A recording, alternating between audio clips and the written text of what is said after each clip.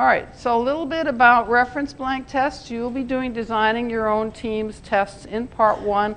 The entire class will be doing the same thing. If you get into confusion, go talk to another team. There's nothing against teams collaborating with other teams. So both inter and intra-team collaboration goes.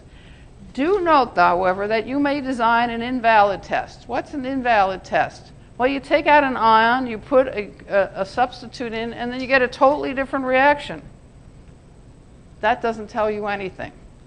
What you want to see is the identical products or no reaction.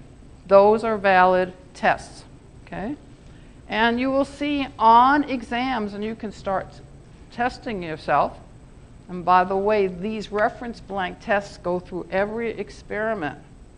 Just what you need to substitute is different. Again, you want a non-reactant. So if it's a redox reaction, something you know does not participate in a redox reaction.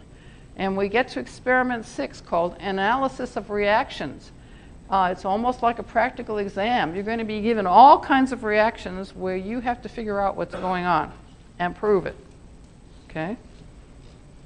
So basically an invalid test is going to produce either a different sequence of results or a different color product.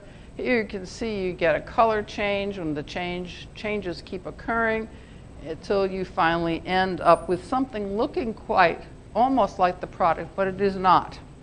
When you test its properties, it is not the same product.